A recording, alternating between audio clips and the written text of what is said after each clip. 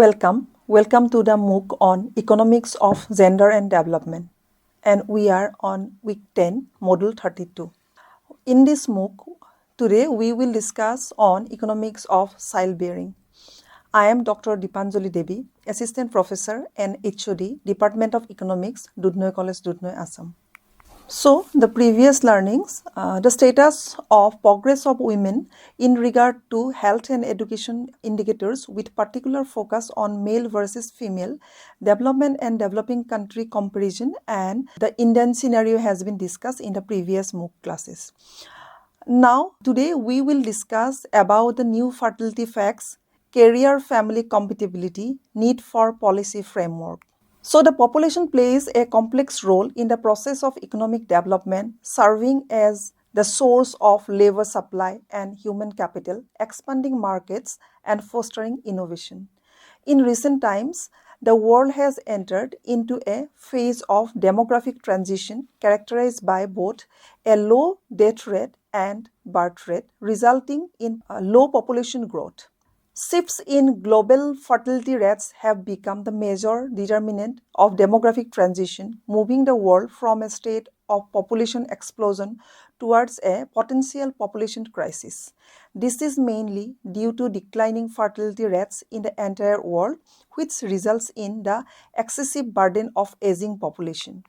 In low-income countries, children are often seen as a form of income earners and social security for the aging parents, whereas in high-income nations, the high cost of education and the time required to take care of children make childbearing more expensive, leading to a smaller size of family. Any country, whether it is developed or underdeveloped, it is the women who gives birth to the child as well as has to take care of their children. So the women are the primary caretakers of the children. With the development of birth control facilities and women becoming more career oriented, the fertility rate has now declined. So let us discuss about the new fertility facts. The global fertility is undergoing a massive demographic transition, with birth rates falling below the replacement level in over half of the world's nations. Below replacement fertility is a common phenomenon not just in rich countries but even in middle income countries, which has far-reaching economic and social implications. Regions like Europe, East Asia, and North America are facing a shrinking workforce and the burden of an aging population group, as modern parents often prioritize the quality of childbearing over the quantity of children, frequently delaying the parenthood to establish a stable career. A population of a country remains stable when the women have an average of 2.1 children, that is the replacement level. However, more than half of all countries of the world are now below this threshold on or before 2021. The replacement level fertility is the average number of children per woman, around 2.1 in the developed nations, needed for the population to exactly replace itself across generations, accounting for mortality and ensuring daughters survive to become mothers, leading to a stable population size without migration. Replacement level of fertility will lead to zero growth of the population. In high-income regions, fertility rates are significantly lower, with the European Union reaching a historic low of 1.38 in 2023 and the US estimated at 1.62 for 2025. Now we have observed global convergence regarding the total fertility rate. Despite current regional variations, such as sub-Saharan African countries maintaining the highest rate, for example, country like Niger is at 6.1 fertility. So the fertility is declining in every region of the world. Even African nations are expected to reach the replacement level by 2100. Some East Asian countries face lowest low fertility, such as South Korea, which hit a record low of 0.72 in 2023. Such unprecedented decline point toward a shrinking total population in these areas. If this trend continues, future fertility are expected to decline worldwide and remain low even after massive implementation of pro-natal policies. Total fertility rate varies widely by regions as there are differences in economic, cultural, and social factors across different regions. So regarding regional variations in the fertility rate, we can see in this diagram that African countries are experiencing much higher level of total fertility rate in 2025 as per the United Nations data, whereas the countries of Europe, North America, these countries are facing below replacement level of fertility. Even the Asiatic countries are also experiencing below replacement level of fertility.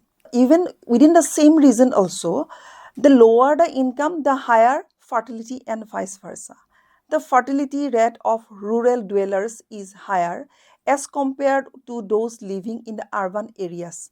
This is because in urban areas, the cost of raising children are more than in rural areas. In case of high income countries, access to education for women, job opportunities, access to contraception and family planning are high, and there is rising trend of late marriages and urbanization in high income countries and high income areas. The women tend to give birth to no fewer than 3 children in countries where the GDP per capita is below $1,000 per year.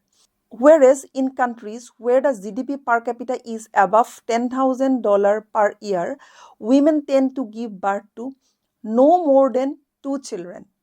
So, in this diagram, we can see about the total fertility rate variation among the countries of the world depending upon different levels of income. So, among the lowest income level countries, the total fertility rate is more than double of the replacement level. Whereas if we see the highest income bracket, there we will see it's much lower than the replacement level fertility of the world. Even in case of higher income countries and higher middle class countries, there also the fertility is much below the replacement level. However, in case of low income and lower middle income categories, the fertility rate is above the replacement level. So we can see that the income plays a significant role in determining the total fertility in different countries of the world. So let us discuss about the causes. So the main cause is the inverse relation between the income and fertility, which is driven by a complex interplay of opportunity cost, mortality rate of the children, social security needs, and evolving cultural norms regarding education and gender roles. In high income nations, the cost of spending time away from work to raise the child is significantly higher because the wages and career advancement opportunities are greater in these countries. Conversely, in low income countries, the time is considered relatively cheap, meaning the financial loss from taking off time for childcare is less severe in low income countries. The high mortality rate of children in low income countries is the important reason for higher fertility rate in these countries due to the poor nutrition of mothers and children in these low income countries and the lack of proper development in the healthcare sector. The relationship hold at individual level also, as the rich families tend to have fewer children than the poor families. As the families become wealthier, they often transition from wanting many children to investing more heavily in the quality of fewer children.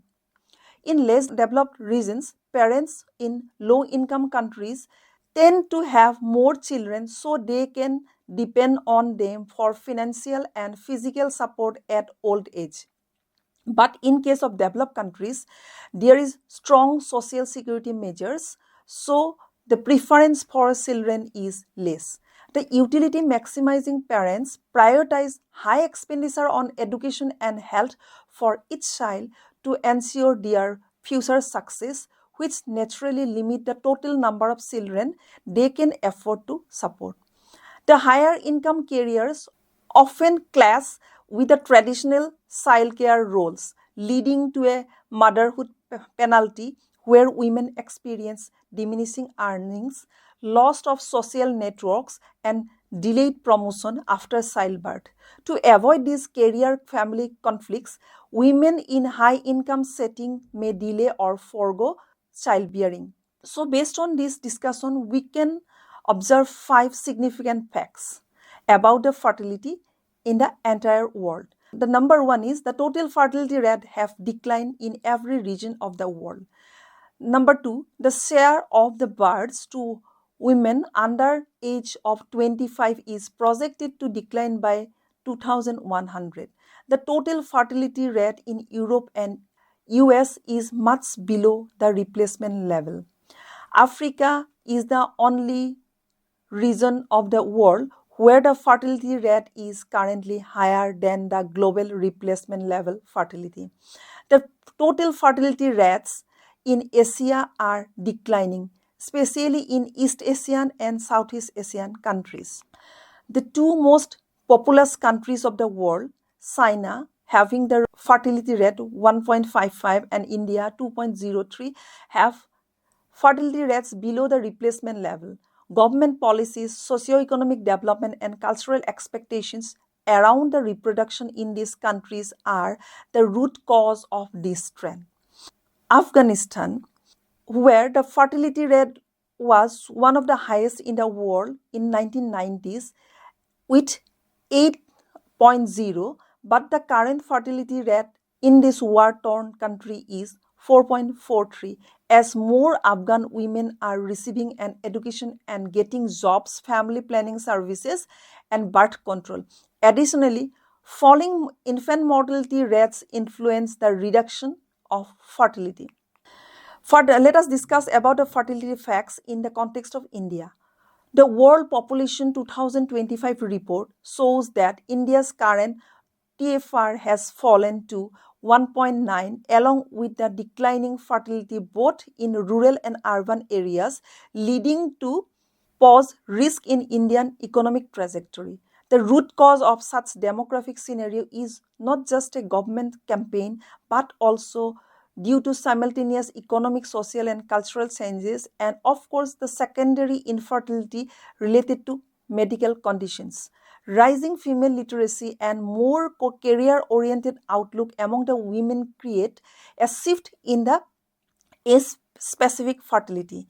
In urban areas, the decline in age-specific fertility rate in the youngest two cohorts, that is 15 to 19 and 20 to 24, and the corresponding increase across the older cohorts, that is 25 to 29 to 45 to 49, indicate the late arrival of the first baby, which actually reduces the probability of having the second or third child and thereby impact the total fertility rate.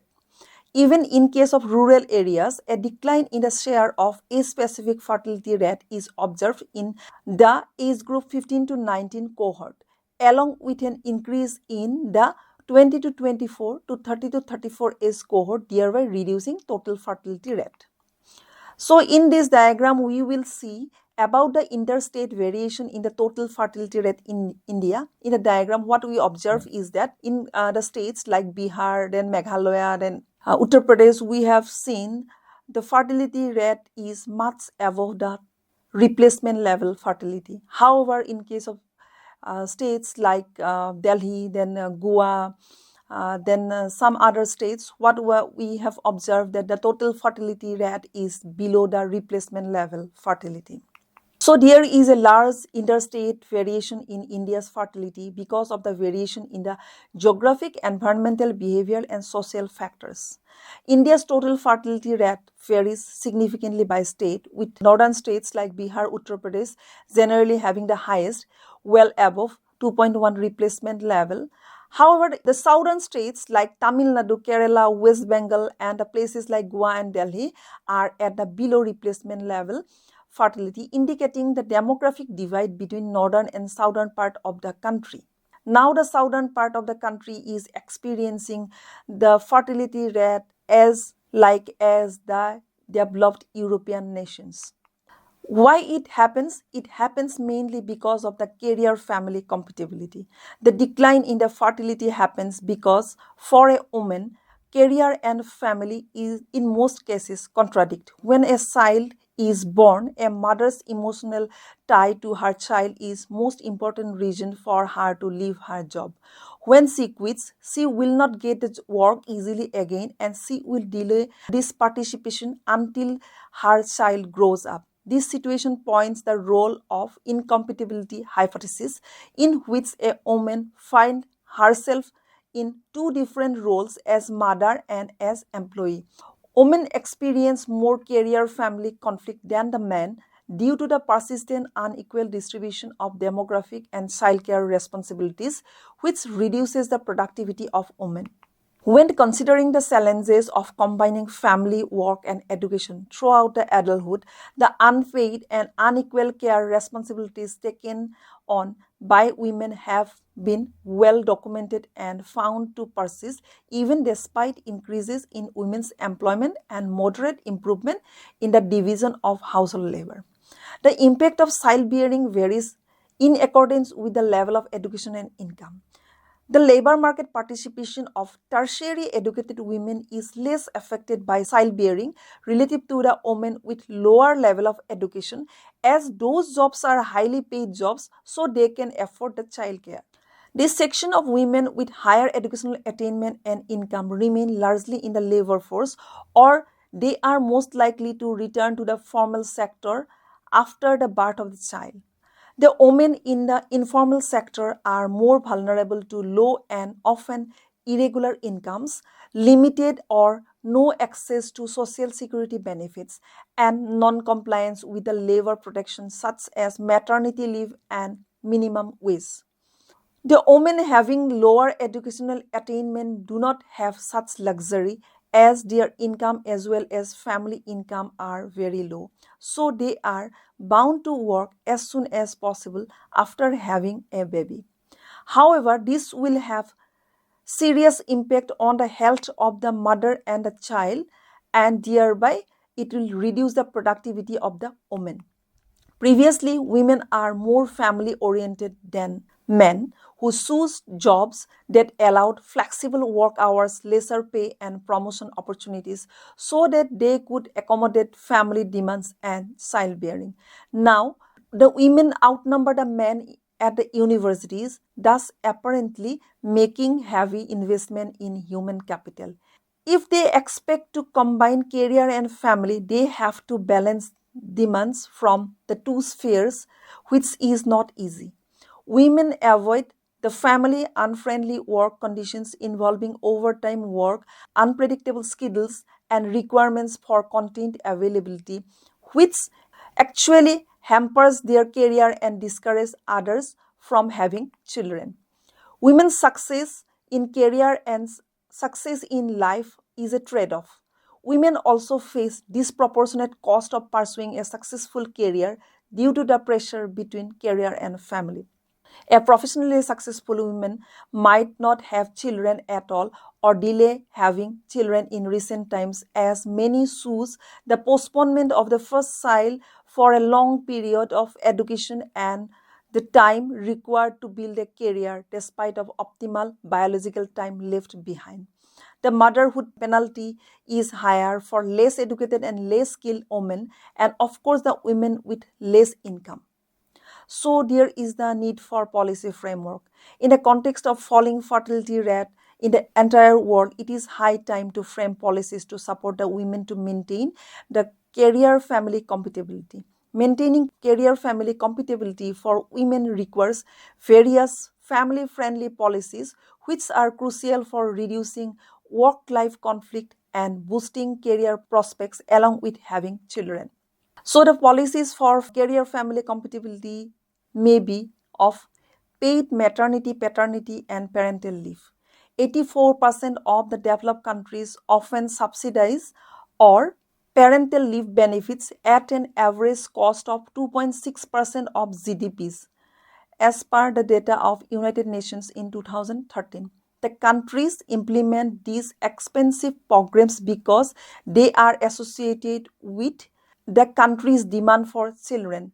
Providing generous paid leave for both parents is essential for infant and maternal health as well as for promoting gender equality in caregiving responsibilities and thereby minimizing the loss of productivity among the women. This will encourage for having more children. In some countries, there is always a paid maternity leave mandate for the formal sector. However, these leaves are not enough to take care of children up to the age where their kids can go to the kindergarten. So the policies must be framed to expand the maternity, paternity, and parental leave. However, in case of informal sector, what we have observed that in developing countries like India, even though there is the provision of cash transfer, the amount cannot compensate the wage loss as it is merely 1 month wage calculated based on the daily wage rate of 200 paid under MGNREGA. Because of the prevalence of informal jobs and the unrecognized nature of their work, women are especially vulnerable to lose their job.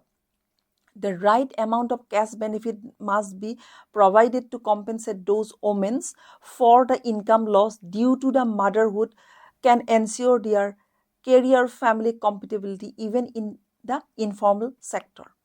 Flexible work arrangement can be another option. The flexible working hours, work from home, part-time job are some of the alternative arrangements to improve the number of childbearing. During the COVID pandemic, what we have observed that in many countries, including US, experience a sudden baby boom due to the opportunity to work from home and the flexible working hours. This will give the women the opportunity to maintain a balance between career and family to a greater extent if they are provided with the provision of work from home, flexible working hours, part-time work, and of course job security, no matter whether someone is in formal sector or in informal sector. Again, access to affordable quality childcare may be another policy to improve the fertility rate. The availability of childcare support is a major factor in women's ability to remain in the workforce because the quality dimension of children is quite important from the point of view of the parents. Based on the consumer theory, Baker and Lewis suggested that parents also valued the quality of children determined by parents' level of investment in them. Parents could use their budget of total lifetime income to allocate toward raising more children and higher quality children. Substitutability between child quantity and quality is an important dimension for not choosing more children, especially when both parents are working. So, the access to affordable, even free and quality childcare should be universally provided to all the mothers so that it does not hamper the productivity of a woman as a penalty of motherhood. Again, paid leave for family emergencies should be provided in order to encourage the women to have more children. Adequate provision for paid leave and time off for both the parents to handle the family emergencies and take care of children are vital support mechanisms. This will reduce the burden of women as caregiver in the family when paid leaves are provided to both parents. It will crush the traditional mindset of the society that considers women to be the primary caregiver, which actually has a negative impact on the career woman. Supportive workplace environment is also essential. A supportive environment where women employees feel valued and encouraged to utilize their potential and benefits without fear of negative career repercussions is vital. Measures providing equal opportunities in career development, promotion, and pay can help reduce the gender promotion gap and ensure that every woman can achieve their goals even after enjoying the motherhood. Regarding the women working in the informal sector, rural poor women should be taken into account so that there will be no longer any economic hardship due to having children. The mindset of the society and everyone in the society should be changed to achieve this. And another important policy will be the proper knowledge about the assisted reproductive technique. A study by Johnson and Tao in 2012 mentioned that while most of the women have some awareness of the biological clock and realize that conception difficulties will increase with age. However, most of the women are unaware about the limitations of assisted reproduction technique or increased risk of adverse influence on the child development at later age motherhood. Given these gaps in the reproductive knowledge and awareness, widespread preconceptions, counseling, and educations are needed. So today in this MOOC, what we have discussed about recent fertility facts, how the fertility has been declining across all the regions, countries, and areas within the country. What are the factors responsible for such declining trend of fertility? Why does the problem of career family compatibility for women affect the global fertility? How the career family compatibility problem for women vary depending upon the various socioeconomic factors? How to tackle these problems of career family compatibility and increase the productivity of women and encourage them to have more children? So this is the end of the today's module, and in the next module we will discuss about the gender and reproductive health in global context and Indian context. Till then, bye bye.